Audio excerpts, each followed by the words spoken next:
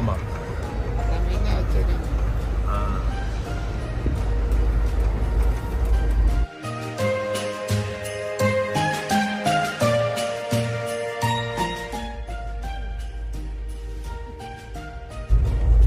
நம்ம 4 பேர் ஒரே ரூம்ல இருக்கோம்.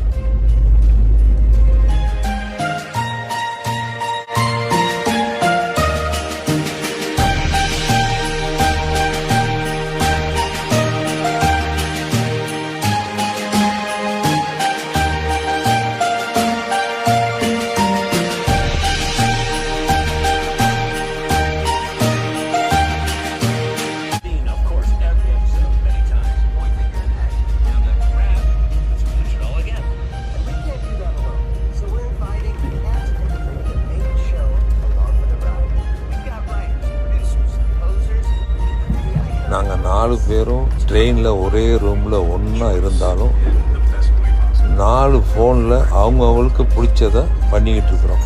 நீங்களே பாருங்கள்.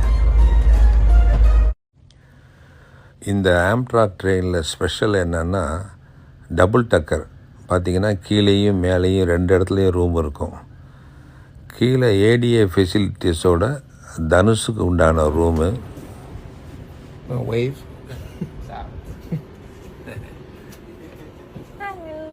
ஆனால் தனுஷுக்கு தான் கொஞ்சம் வசதி குறைவாக இருந்தது. இந்த ட்ரெயினில் கீழேயும் மேலேயும் நிறைய ரூம்ஸ் இருந்துச்சு. ஃபஸ்ட் கிளாஸ் கேபின்னும் மாடியில் ஒரு 5 கேபின்ஸ் இருந்தது.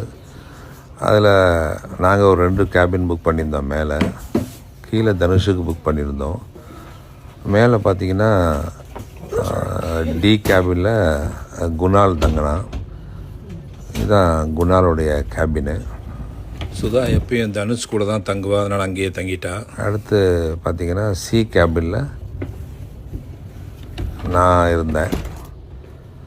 ஸோ நல்ல வசதியாக இருந்துச்சு, நல்லா தூங்கணும். சிக்காகோலேருந்து சியாட்டலுக்கு 48 hours.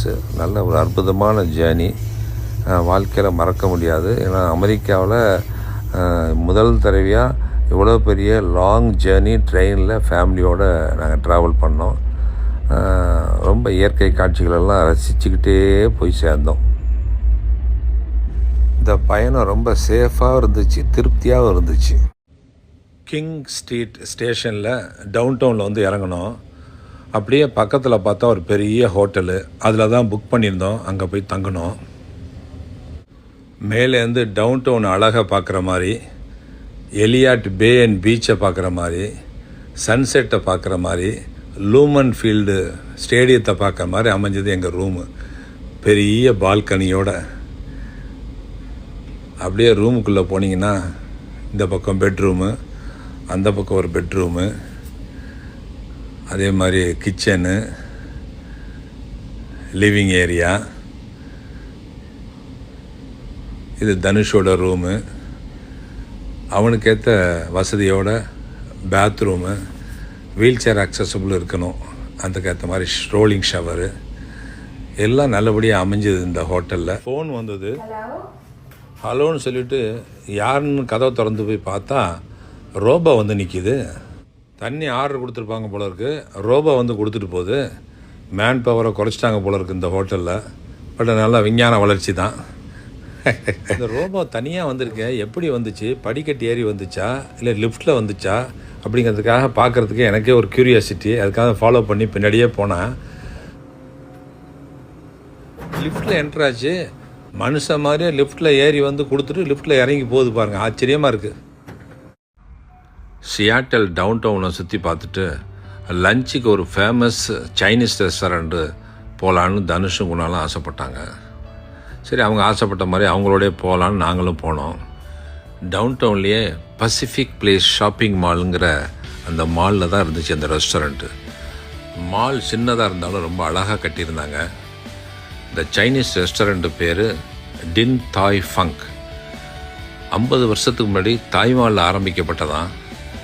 இன்றைக்கி உலகத்தில் 13-14 நாடுகளில் 170 ரெஸ்டாரண்ட்டுக்கு மேலே இருக்குது. அப்படி என்ன தான் அந்த ரெஸ்டாரண்ட்டில் இருக்குதுன்னு நம்மளும் பார்த்தலான்ட்டு நாங்களும் போனோம். போய் ரிசர்வேஷன் பண்ணிட்டு தான் போனோம். அப்போ 10 நிமிஷம் வெயிட் பண்ண சொன்னாங்க. லைனில் வெயிட் பண்ணிக்கிட்டு தான் இருந்தோம். சரி வெயிட் பண்ணுற நேரம் மாலை சுற்றி பார்த்து ஒரு வாக்கிங் மாதிரி போகலான்ட்டு நானும் வாக்கிங் போயிட்டு அப்படியே வீடியோ எடுத்துகிட்டு வந்தேன். சுதா பியூர் வெஜிடேரியன் ஆச்சு. எப்படி இந்த டின் தாய் ஃபங்க் ரெஸ்டாரண்ட்டில் சமாளிக்க போகிறாங்கன்னு நான் நினச்சேன். அங்கே விதவிதமாக ப்ரிப்பரேஷன் நடந்துக்கிட்டு இருந்தது. உள்ளே பார்க்கும்போதே எங்களுக்கு பசியை தூண்டிடுச்சு. சரின்ட்டு உள்ளே போனோம். உள்ளே போய் குணால் தான் எல்லாம் ஆர்டர் பண்ணான். எங்களுக்கு அதை பற்றி எதுவுமே தெரியாது. ஆனால் சுதாவுக்கு ஏற்ற மாதிரி அருமையான வெஜிடேரியன் டிஷ் நிறையா இருந்துச்சு. ரொம்ப ரசித்து சாப்பிட்டா. இப்போவே பாருங்கள், ஜப்பானில் சாப்பிட்றதுக்கு தயாராகிட்டா.